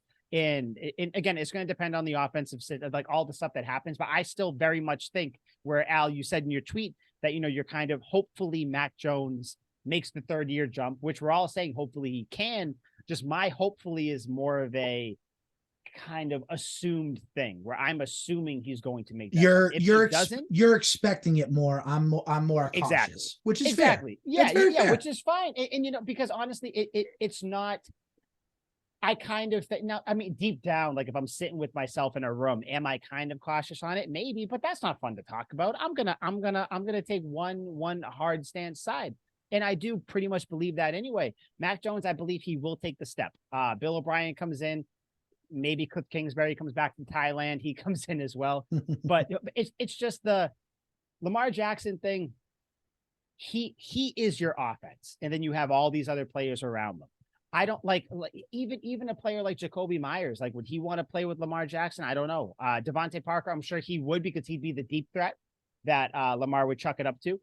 Even Tyquan Thornton, maybe a little bit. But like I said, Hunter Henry would be happy probably, but Jonnu Smith wouldn't. The running backs would be miserable because, Stevenson right now is getting a ton of carries. And it's just, I don't know how it would look. It might just be from what we've been conditioned to see for the last 22, 23 years. I would just prefer more of your cerebral passer that's going to pick apart the defense a little bit more than your guy who's big playmaker. But like I've seen that on other teams where like I've seen Ravens games where it's like Lamar Jackson isn't making these crazy throws. He's just outrunning everybody. Guess what happens though when your physical skills start to dwindle? You turn into Russell Wilson, who sucks now. Yeah. You're turning into, those running quarterbacks who they use that even, and we can even say Patrick Mahomes a little bit, where you can see his physical skills are very, very, very slowly starting to go down. But he is kind of starting to read defenses a little bit more. Liam, you're going to hate when I say it. Cam Newton, his physical skills went down. He sucks. Like, let's just call it what. So you know what I mean? I'd rather take the guy who can have your 12 to 15 year career as opposed to the guy that's going to give you 5 years of some really fun, deep playoff runs, maybe even a Super Bowl in there. But I'd rather take the guy that's going to give you 12 to 15 years of consistent AFC championship, maybe Super Bowl, probably a few Super Bowl wins. That's just my way of looking at it. Would I stop watching the Patriots if Lamar Jackson came over? God, no. I would, In fact, it would probably be more entertaining for Patriots fans for that first year, maybe the first 2 years. For sure it would be. For sure it would be. And I equate it to the same thing where I wrote when I still had, before I was with Couch Guy, before I was writing with anybody, I had Sully's Thoughts blog. I wrote an article about Antonio Brown. Fucking hate him. You suck, blah, blah, blah. 2 days later, the Patriots signed Antonio Brown. And I was like, well, shit. So, like, this is awkward. I don't even hate Lamar. It's nothing like that. It's just I would prefer a different type of quarterback. So, but Al, this is why we have you here to give these thoughts. because we need people like you on here to kind of throw some things in the mix. So I appreciate your tweet, even though, you know, I don't like that you're a hate peddler for our guy, for Mac 10. You are. But, you know, Just have a lot of hate in my heart for Alabama quarterbacks. it is what it is. You know? Him, I do mean, too, you though. know, I also hate Alabama with all my heart. Yeah, You do. I know. Yeah, but see, it gets weird when you start to hate Jacoby Myers and all that stuff too. So, Very true. but yeah, that I just want to bring that up before we get into our other thing. You guys have anything else to say about the Lamar Jackson stuff? No, No, that's still what I didn't say. neutral. Update, by the way, the Tampa Bay Buccaneers drive down the field, and the Tampa Bay Buccaneers throw an interception in the end zone. Let's go! Fuck you, Liam, and fuck you, Tom Brady. Can you tell me who he was targeting anyway? I may or may not have bet Chris I saw it quick. I want to say maybe Mike Evans, but he wasn't. I don't know if the route was not run correctly or whatever. But right now, Dallas Cowboys, the Cowboys have 10 minutes left. They're up 6-0, and they're at their own 47-yard line on third down right now. So maybe they'll This is what we love down, to see. field goal. This 6-0 Cowboys right now, by the way. Just Chris Godwin. Chris Godwin showed point. up to the stadium in a Dwayne Wade jersey. So that was pretty cool. I immediately put $150 on him to score a touchdown. So we'll see. Chris Godwin is good. I don't know what happened to him. He just kind of started to. I know injuries. Well, that's what happens when you have a giant word I can't say on the podcast as a quarterback. But yeah, go Tom Brady. A giant dummy. As your quarterback. Okay, boys and girls, ladies and gentlemen, we are going to jump into our first little list of Tuck Rule Takes off season. We got a bunch of them. Liam in particular has a bunch of them that we can jump into, but the first one we decided to do, the Patriots that we wish stayed on the team.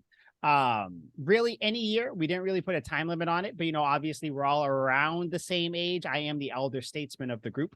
So, you know, my, you know, knowledge, you guys should look to me for advice and all that stuff, but, naturally.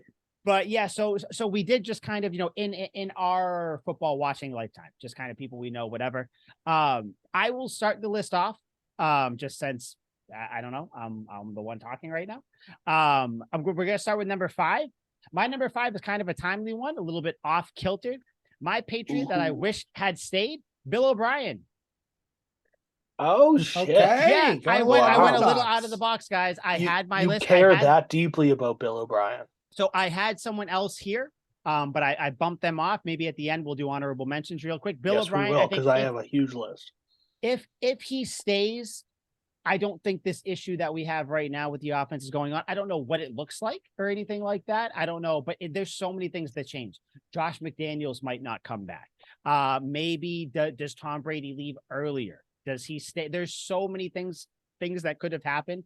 But Bill O'Brien staying though, I think that would have benefited the team overall because you would have had more consistency than, you know, McDaniels jumping out, coming in, leaving, all that stuff. So Bill O'Brien is my number 5. I decided to go out of the box. Which one do you guys want to go next? That was out of the box. Yeah, fuck. right. Good yeah, I figured, you. you know, because honestly, like I said, I had a couple other people there, but I was like, you know what?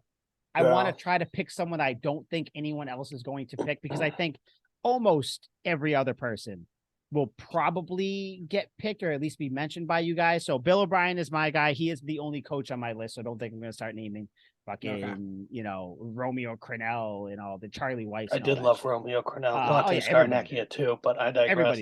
Everybody did. All right, Liam. I'll throw out a name. Hopefully, I'm going to try and stump you guys with this one. Hope that you didn't get it. It should be, once I say it, maybe not glaringly obvious, and maybe I'm speaking with a little bit of bias, a little bit of love here. Maybe I thought he could have been more than he actually would have been if he stayed with the team, but I really fucking liked him, and he came up pretty big for the Pats. I'm going to go with the man out of Georgia, the place I just was, Malcolm Mitchell. Wow. I really liked Malcolm Mitchell and his Super Bowl. You're a son of a bitch. Did you have him too?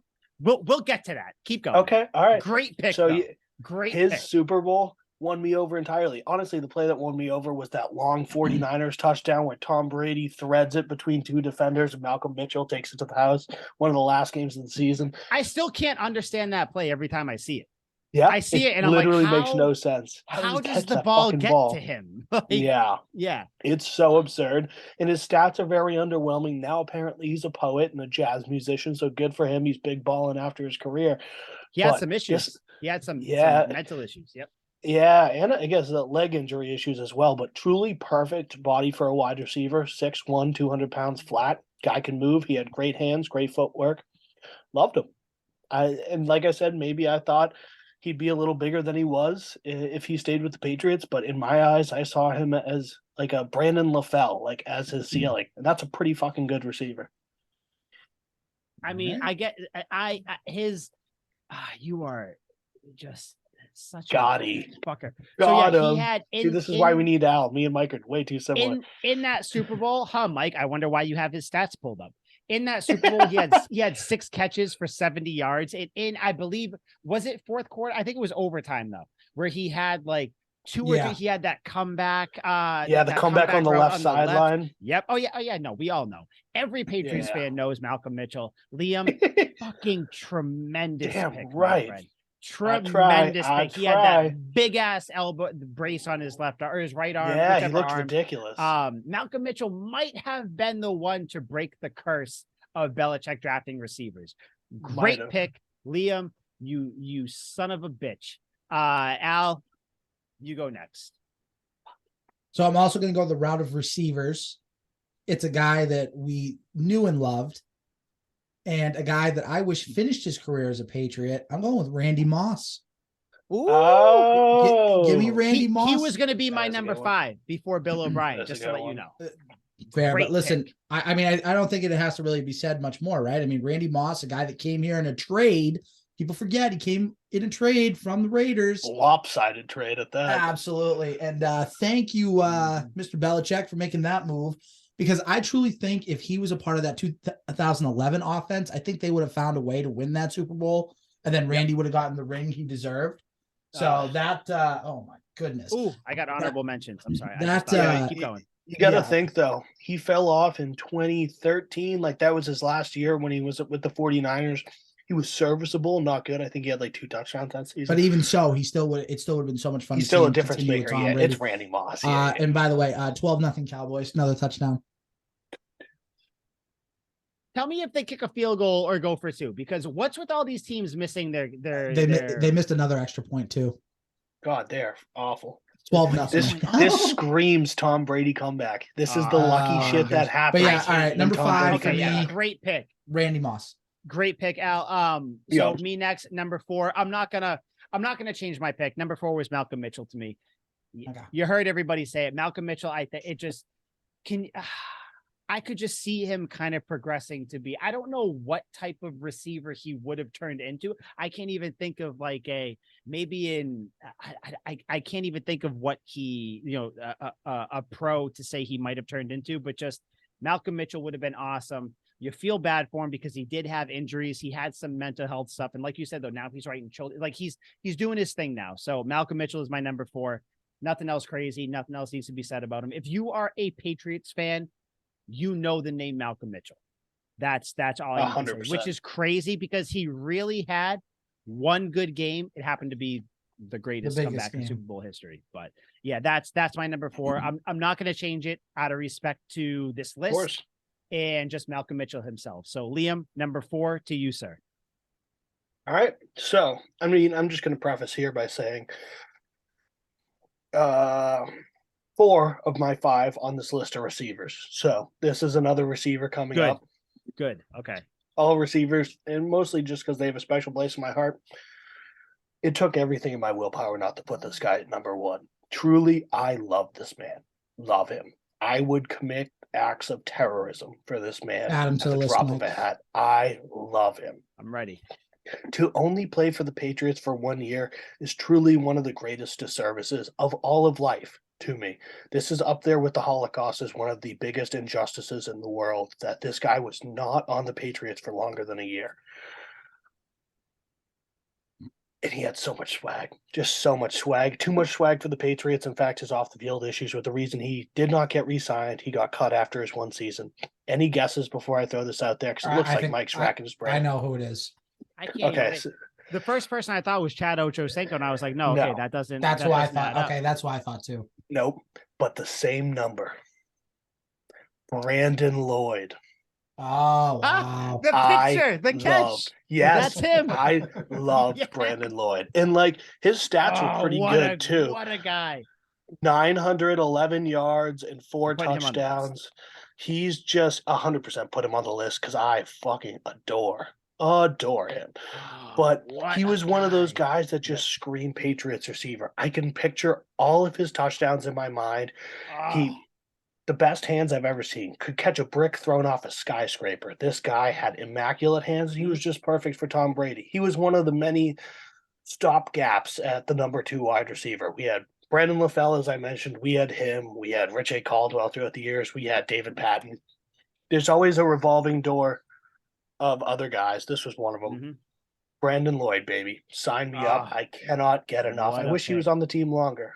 What a pick. Yep. Great pick. Great pick. Al, number 4. All right, number 4. I'm not gonna lie, this pick is just better than Liam's number 4. Like, and you guys No are gonna shot. agree with it. And it's Absolutely not. absolutely. When I say the name, you're gonna be like, "Yep, it makes." I total deny sense. that outright. Who's it going to be? Defense, heart and soul of the defense up the middle in that second dynasty, Vince Wilfork. Fucking Ah. Give me Vince Wilfork. He's a guy that should have finished his career as a Patriot. He went to the Texans for a year or two, was ridiculous. But just let the stats take you away for a second. 2-time Super Bowl champion, first team All-Pro 2012, 3-time second team All-Pro in 2007, 10, and 11, 5-time Pro Bowler in general. Part of the Patriots all 2000s team, 50th anniversary team, all 2010s team, all dynasty team, and part of the Patriots Hall of Fame. Not to mention he won a national championship at Liam and I's favorite school, the University of Miami. Best believe he did. Vince Wilfork, number 4. That is a great pick. He also had four interceptions as a defense. He had tackle. the Vince, infinite that one ridiculous. pick, the tip. Yeah, where he just like Yeah. hits it up in the air and he just like tumbles in. Oh, And like, my oh, man. Vince Wilfork. He had some all-time highlights that I will never forget. The Donald Brown tackle where he dropped back in coverage against the Bills. Donald Brown caught it over the middle and got lit up by Vince Wilfork. Killed him. Yeah. Oh, Dude, and then there's the picture of him like this ruined with him. his helmet off with the smoke. Yeah. Oh coming yeah. off. Oh my God. I agree with you, Al. Unfortunately, I will not concede that it's a better pick than Brandon Lloyd, but it's as close as it gets. He really should have finished his career. It's literally all because of his Achilles injury. He tore it against the Falcons, I think the year before or 2 years before, and Bill was just like, we've seen this before. Injuries, I don't play with it. Love Done. you, Vince. Out. But Yeah. he's like, either retire or you're going to the Texans. And Vince is like, I'll hold on a little longer. Yeah. Well, that's a good one. I think I might side with Al. Vince Wilfork is a great pick, but either He way, is. still Truly- both you guys, great picks. I can't think of a more fan favorite than Vince Wilfork, though. Like He's up every there. Patriots game I go to, there's still Mhm. jerseys of him. Yep. Back in the 2000s, there were always big Wilfork jerseys. He's a Patriot through and through. He's up there. One of the probably the most top 5 most beloved Patriots. Honestly, Yep. everybody loves the big guy, and he was just a Yep. big, but he was very good too. So Man can Vince work Wilfork. a grill too. exactly. He's had a great post career too. He hasn't done anything, and he just grills, and everybody loves him. Yeah. Vince Wilfork, great pick. So number 3 to me, running back, not Jonas Gray. Don't worry, guys. Dude, I was gonna sign That's off. gonna be Much better hilarious. than Jonas Gray. And I was Not hesitant saying in much. picking him because when he went to the Titans, as a little tease, he did talk a little bit of shit about the Patriots, where he was like, it's always good to beat the team that left you, kind of always shove it in your girlfriend's face that you found someone better or whatever. Dion Lewis. Loved Dion Lewis. Loved me some Dion Lewis. He had that one infamous catch against the Cowboys where he juked out their entire defense, caught the ball, did the step back juke, and then just Ducked a amazing. guy too, if I remember correctly. He was mad. Yeah, he juked back, ducked the guy, ran, jump. Dion Lewis, really just that small little spark plug could take kickoff returns too. Really liked him, kind of in the same ilk as your James White, RIP. RIP to his career, not his life. James White is not dead. But just Dion Lewis, really liked him. It was sad to see him go. I didn't like it at the time. Nothing too heartbreaking, just another guy. Just I wish he stayed here longer. That's all it is. So Dion Lewis is my number 3. crazy. That's a killer pick because he's not even on my honorable mention, but I loved Dion. I was That's at the thing. I tried to think of that. Yeah, just people that I really enjoyed. Yeah, Dion Lewis. Al, what were you saying? I was at the Texan playoff game where he returned the kickoff return for a touchdown. I think he caught a pass and ran for a touchdown, if I'm not mistaken, and then the punt return, I think, too. Dude, fast as fuck. Oh, Fastest man he in the was world. unbelievable. Those it's like, there he goes again. Those little feet. Like, oh my God. He reminds me of, I don't know how big of baseball fans you guys are. Kevin Youkilis, when he would run, for the Red Sox, his feet, his legs would move so fast, but he would never run too fast. Dion Lewis's small little legs would move so fast, but he would run that fast. Dion Lewis is my guy, number 3. Love him. Love that pick. I do want to say the Patriots, not just the Patriots did him dirty. He just had a tough time on the Patriots when he tore his ACL against the Redskins that Sunday game. I was watching that. And then the Super Bowl against the Falcons. That was so bad. It killed me because he was having that great year. Oh, yeah. Remember that one? I forgot about that. And then the Falcons going into the half, the Patriots ran the what's it called? Statue of Liberty play where they pretended to pass it out to the flat. And actually almost made it. He made it like the 35-yard line or something. And then tore his ACL and jumped out of bounds. Tore his ACL. I remember it, yeah, because it was one of those things where it almost looked like his foot got caught. It was like a pulled it and leapt. He literally jumped. I was like, no. But yeah, he just had a tough go of it. But yeah, but he's the man. Yeah. Yeah, that's a fucking killer one. 10 out of 10 with that. Thank you. Oh, right, my turn. Number 3. It's you. Come on. I forgot. You're too busy dreaming of Tom Brady beating the Cowboys. No, my too God. busy. God, we're all sitting here looking at you. You got Tom Brady head floating around your head. God. No, right now I don't. Motherfucker's killing me. But number 3, I'm sure this guy is on your list as well. This was the slam dunk pick of this list. I would imagine everyone has him. I put him 3 just for his post-Patriots career. Wasn't going to last very long, so I'd like him to stay. But realistically, he only would have been good for one more year, much like he was on his original home team. That's Darrelle Revis. He had one good year after the Patriots, and then that year after that, he was fucking awful. He was truly terrible, and just like all the great corners, Stephon Gilmore's the most recent example, you fall off quick. He was incredible on the Jets the year after the Patriots, and then was awful after that. He was on the Chiefs. He helped Marcus Mariota catch his own touchdown pass once. That was really cool. But that's about the only. The Chiefs, wasn't he? That's the only highlight he has after career, the Jets. Man. Yeah, very weird. He ended up on a couple different teams, if I remember correctly, being like, "Damn, Darrelle Revis really fell off." I had him on my list too. I was considering picking him, but then I was like, "No, I got better options." Darrelle Revis, by the way, I like Revis. For us, people around our age, best corner of our lifetime. I put him on there. He's best corner of my lifetime.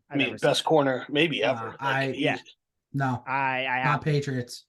No, just greatest corner of all time that I've ever seen play. I put him number 1. I put him number 1. Oh shit. Yeah, I mean, I kind of have to as well. Besides, who do you put above him now? Samuel, Ty Law. Yeah, I figured that would be it. Yeah, Ty Law. Revis was way better. And if we're talking non-Patriots, Deion Sanders. Well, I'm talking about ones I've because I never really saw. Yeah. That's fair. I understand Deion Sanders. Technically, you were alive for a lot of Deion Sanders' career. Yeah, he retired in 2004. Yeah, I heard that too. I was like, no fucking way. There is no way. He played for the Ravens for 2 years. Yeah, that's just stupid. All right, but yeah, great pick though, Liam. Darrelle Revis. I mean, God, he literally came in, won the Super Bowl, dipped out. Like, yep. What else? Got his payday with the Jets. Exactly. Al, number 3. Number 3, this is the only one that I'm going to go a little farther back. I'm going to go to the 90s for this one. And this would have been a cool what if for the 2001 team. I'm going with running back Curtis Martin. I would have loved to have Curtis Martin on that 01 team because don't forget, he was with the Patriots under Parcells, did really well, helped the Patriots in 96, advanced. I think that was the year they went to the Super Bowl against the Packers, if I'm not mistaken. Yes, sir. And not only that, right? Then he goes to the Jets and he terrorizes the Patriots. Not that the Jets ever won anything, but he himself was good against the Patriots. He won against the Patriots. He had great times. So, I mean, Curtis Martin, a guy that I would have loved to see like Tom Brady have with that whole offense, like with Terry Glenn and Jermaine Wiggins and David Patton. Love Jermaine Wiggins. And that whole crew. So I'm going Curtis Martin number 3. A little unorthodox, but I still love. Honestly, not unorthodox at all. I might dig fine with myself out behind the woodshed for not picking this one. I am as big of a Curtis Martin guy I as it completely gets. forgot. I'm surprised, Liam, you didn't pick him. Truthfully, I thought you were going to take him. He was on my top 5 Patriots running backs when we did this last offseason. Al, you were there for that episode. That episode was chaos. But It was. like Was it God though? damn it. Or was it Yeah. just or was just one smart person and two Yeah, idiots? I was an intellectual. You guys are pretty unhinged, but I will yeah. I will never live that down. The Jonas Gray pick. I knew it writing it down. I was like, this is gonna be wild. That turned some heads for sure. uh, Damn, that is probably the That's a best good pick one. that anyone's had. That's a God great damn pick. it, Al. I feel like a always forget he friggin' was on the idiot. team. Damn. That's a great one though. That's a great one. Damn it. How do I forget Curtis Martin? Number Fuck 2 me. for me. Liam, I know we've talked about him a bunch of times. He was my favorite player. I had his jersey, which is why he ended up leaving, because every jersey I get, they're either killers or they get traded. Yeah, Chandler you gotta stop Jones, doing that. number 2, Chandler Good pick. Jones for me. That's a I great feel one. like he's Didn't have him probably either. on everybody's list, or at least you thought about him at one point. Chandler Jones, one of the few Patriots that left and still produced. I mean, I don't need to say it. He was one who caught that perfect pass from Jacoby Myers a few games ago. That went well. But Chandler Jones, I don't think it even needs to be said anymore. He tremendous Patriot while he was here. Went to the Raiders and he went to the Cardinals first, correct? Yep. Cardinals. And then the Raiders. But yeah, still doing well. Had one of the few Patriots who had a good career after they left the team. Chandler Jones. We traded him for Jonathan Cooper too. He sucked. That's so and And, he did nothing. Chandler Jones hurting the Patriots nowadays with plays that we don't want to talk about. Yeah. Thanks for that one, Al. Move on, Al. Liam. Yeah, we know. Yeah, horrible. God. Liam, number 2. So this is a guy that's still in the league. Not only is he still in the league, he's Good. big I love balling. In Love fact, he's big balling more so now than he was before and during his Patriots career. The offense was this is toward the end of Tom Brady's tenure, and the offense wasn't as good, but still dynamic. This guy just is the perfect Patriots player, left a lot on the table. It's Cordero Patterson. The guy can do everything, and that is a Patriots player. Running back, wide receiver. Last year, his campaign was one of the most exciting things I've ever seen. I don't care about the Falcons. In fact, I downright hate the Falcons. I think they're an embarrassing franchise.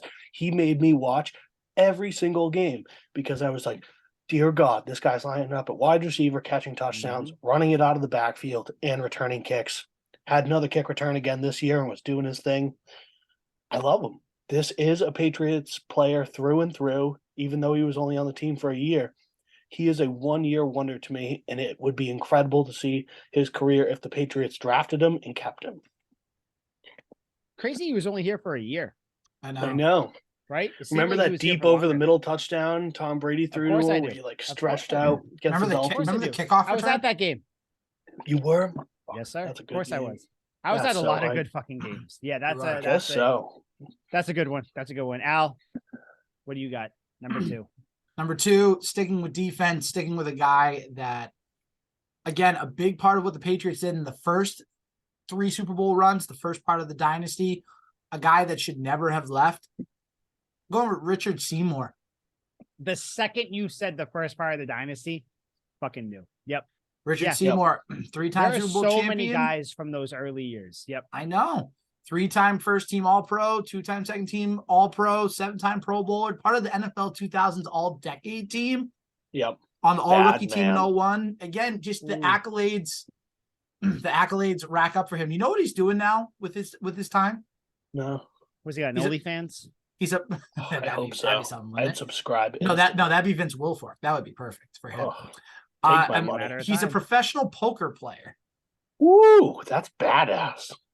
Damn. Damn. Good for him. Guy's a high roller. What a pick. guess so. What a pick. Richard Seymour. Yeah, there are a good amount of like legacy Patriots players that you could pick from those like first 10 Ty years. Law as which well. Al brought him up earlier. You could have picked Ty Law. I did not pick any of them, but you could have picked a Me lot neither. of them. Damn, I really missed out here. So okay, so we're going to number one. So my number one, the guy that's still in the league, guy that's actually his team is still playing right now. He's not playing for them. He's not playing for them. He's hurt, as he tends to be. My number one pick, the guy I wish stayed, because I think if he ended up staying, the trajectory of the Patriots would have changed. I can't even think of how much it would have changed, because the position he plays is the most important position on the field. Oh, I know exactly who it is. We are talking about the one and only Jimmy Garoppolo. There it is. If he would have stayed, Really? you gotta think he's here for a few years under Brady. Brady ends up, Jimmy G gets the starting role. Tom Brady leave. You don't know what happens with this team, but you just got to think that he stays. My number 5 pick, maybe Bill O'Brien comes back. Like, there's just so much. Jimmy G, it's one of those things where he's shown he can win in this league. I mean, he was one pass away from beating the Chiefs in the Super Bowl. I mean, granted, It was his pass that was not great to Deshaun Jackson, but it was him. It wasn't Deshaun Jackson. It was Emmanuel Sanders. Emmanuel Sanders. Deshaun Jackson wouldn't mess up that pass, but that's okay. Well, he's just too fast. Yeah. But yeah, Jimmy G, my number one guy. Now, he is not my favorite Patriots player by any means. Just, I think he is the biggest what if to me.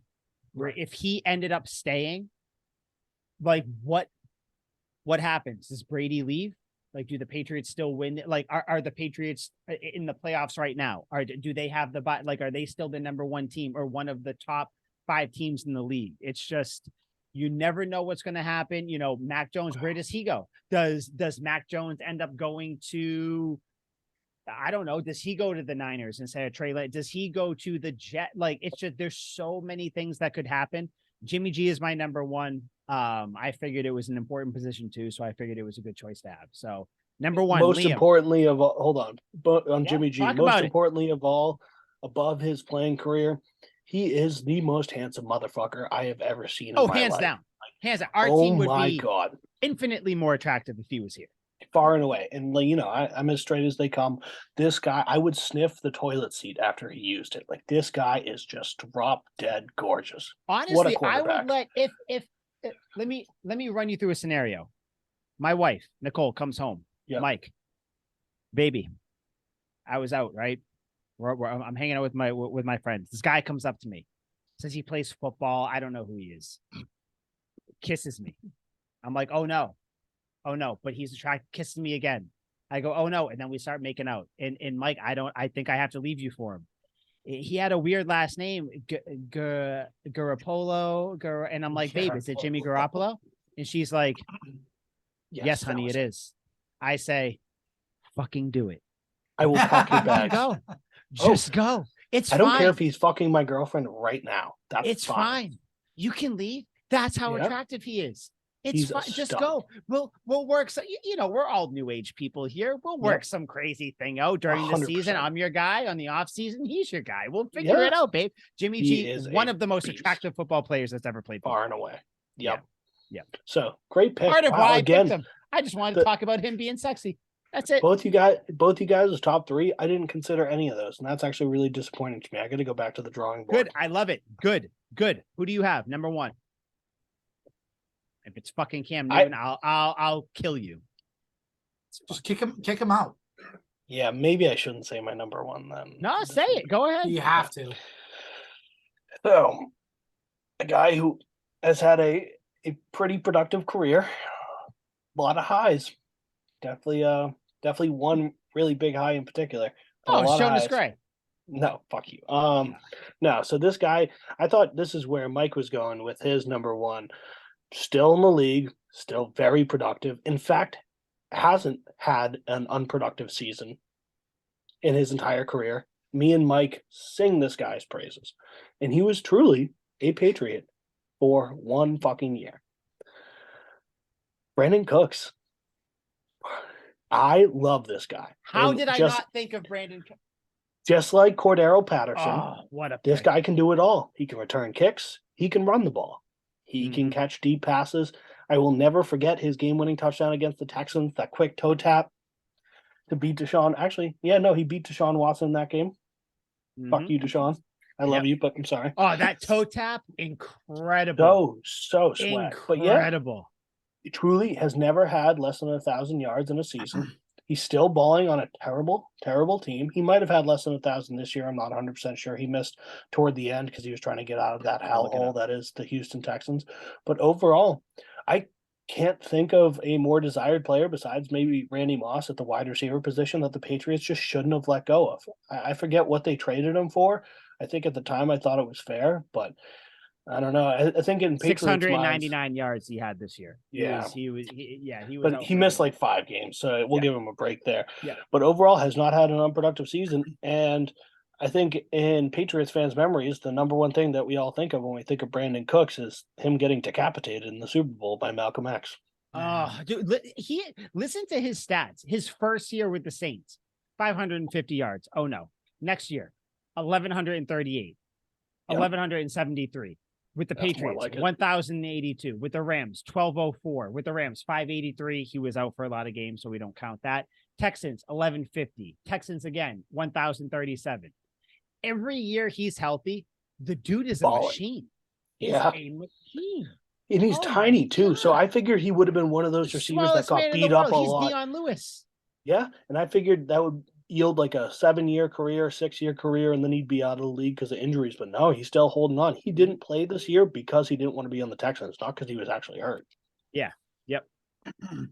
Yep. That's a great one. I love that one. Brandon Big Cooks, bad number 14, baby. Brandon Cooks wants to be traded. This might be the only time where I'll say I don't want the Patriots to get him. There's just no room. We got enough going on, dude. But if he came back, I would still be like, all right, fine. Like I will. Yeah. There will never be a time where I won't welcome him back in here. I'd buy a jersey Brandon Cooks, instantly. what a fucking pick! What a pick! Great pick. Al, number 1, and then we'll hit some honorable mentions. Then we're out. All right, my number 1 guy is literally the reason that the Patriots won their first 2 Super Bowls. It's Adam Vinatieri. It's a guy that should have finished his career as a New England Patriot legend, winning kick in Super Bowl 36. A lot of people, I don't want to say they forget, but they do forget that he also had basically the game-winning kick in Super Bowl 38. It's just because it wasn't a buzzer beater. But Vinatieri, a lot of big kicks for the Patriots in his career, and then he goes to the Colts for the remainder of his career. But I would have loved to see Vinatieri, retire a Patriot, and he should have been. Yeah. So, and that remainder of his career was a big remainder. 13 years with the Colts, that's a long fucking time. Like if he played with the Patriots until 2019, he would have left at just about the same time as Tom Brady. Yep. Yeah, that's Adam. He might be, and I don't know how you guys feel about this, the most crucial player in like the beginning of the Patriots dynasty. More so than Tom Brady, more so than Ty Law, more than Rodney Harrison, more than Troy Brown, more than anybody that Antoine Smith, more than anybody you can think of. Antoine Smith. What a name, Antoine Smith. But Adam Vinatieri literally won you games. That kick, obviously, we all know the Oakland game, the kick in the snow, like just as clutch as you can get. Adam Vinatieri. I got a stat for you guys right here. Had 18 game-winning field goals with less than 1 minute remaining, including postseason, in his Patriots career. Just in his Patriots career, he has another 9 with the Colts after that. That's pretty ridiculous. Oh, by the way, Liam, 18-0 Cowboys. God. Suck on that, Liam. Fucking hate Tom Brady. And just real quick, stupid boy. We're doing honorable mentions. I only have one. I had Darrelle Reeves. I'm just going to say my one honorable mention real quick. Lawyer Malloy, a guy that I would have loved to have stayed here. I almost put him. Yeah, almost put him. The law firm. Yeah, Lawyer Malloy. My honorable mentions. I don't know why I put it down. I don't even remember putting it down. Junior Seau. I don't know. Oh, you know why? Because it made me think when you said that, you wish that he got Randy Moss got his deserved Super Bowl ring. Junior Seau, wish he got it. Another one, more recent one, Dante Hightower. What are you doing, bud? Yeah. Where are you? Where Get are back you? to the Patriots, Because you're tweeting a lot about things, which is great. But where the fuck are you? Come on back to us. Big topic, Gerard Mayo. He left a lot earlier than we all thought. That's a given. An obvious one, Julian Edelman. Wish he didn't retire. Wish he stayed. More of a recent one, kind of a smaller one, Ted Karras. Great offensive line guy that could would have been very helpful this year. Would have been very helpful. And then I'll stay at Liam. I don't know if you had him on there. I wish he didn't retire. Maybe he'll come out of retirement. James White. Yeah, of course. Yeah. I can't talk about with him without tearing up. I love him. So those are my honorable mentions. I had nobody else. Liam, do you have any other ones you could think of? Oh, I have many. I did have James White, just like you. Damn right I wanted to put him on this list, but I would have been moved to tears. So it's sad. It's sad thing. Dude, he's so fucking good. He's so good. James White is like, oh my God. Just can you just pitch? I don't even want to think about it. Yeah, it hurts. We will get him on this podcast at some point. We will. It's a guarantee. Yeah, he has to. He will come on. I also had Chris Long, stud. Loved Chris After Long. he left the Patriots, went to the Eagles, won another Super Bowl. Dude had plenty in the tank. Love this guy. Love him. Still loves the Patriots too. Still loves the Patriots. So Chris Long, great choice. I got you, great choice. Yeah. This one, not so much because he finished his career with the Patriots, but he left for a little bit in between and pissed off the Green Bay Packers, faking an injury. Then they cut him and he came back to the Patriots and was perfectly healthy. Martellus Bennett. Dude faked an injury to get off the Packers to come back to the Patriots. The dude loves to smoke blunts on FaceTime with Tom Brady, and that is a man that I can get behind. Forever loved Martellus Bennett, also the hero of the Falcons Super Bowl, one of many. Mm-hmm. I have another similar situation, guy that started and ended his career with the Patriots, missed the middle part when he was traded to the Seahawks, and that would be arguably my favorite Patriots wide receiver, the man, Deion Branch. I love Deion Branch. Can't get enough. Super Bowl MVP. Exactly. I could sing this guy's praises all day. Yeah. I also had Deltha O'Neal. Do you guys remember him? Oh God, yeah, I remember Deltha yeah. O'Neal. Oh, so I still think he had a bit left in the tank. His last season was for the Matt Castle-led Patriots, I believe. And that year he had 3 picks, but he led the league in picks a year or two before then. Loved him on the Bengals, loved him more on the Patriots.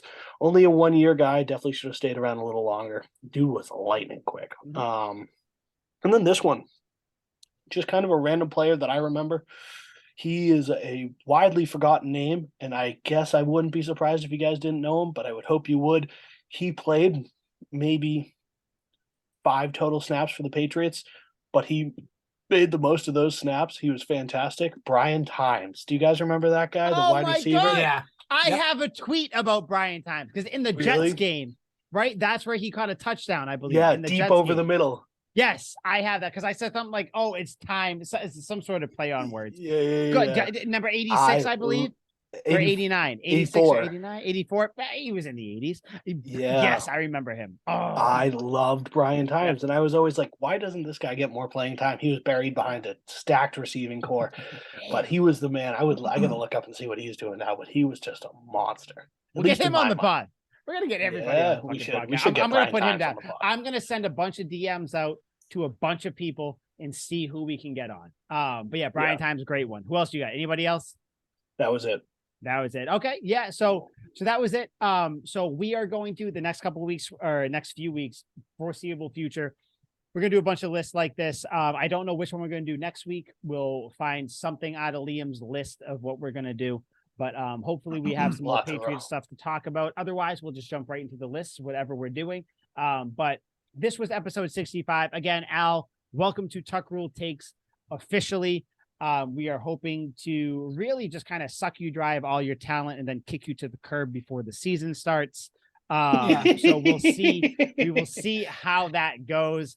Understandable. And like I said, this offseason, we're going to have some guests, hopefully, whether it's kind of, people you may know, people you don't know, just kind of people to just talk shit about the NFL, the Patriots rivals. Maybe we'll get some Cowboys fans in here because, Liam loves the Cowboys. I don't know. I hate you. But so for Liam McDade, for Al Nahigian, Goddamn right. Our new third co-host. I am Damn Mike Sullivan. Armenians. This was episode 65 of Tuck Rule Takes. And that's it. We are out. Sweet.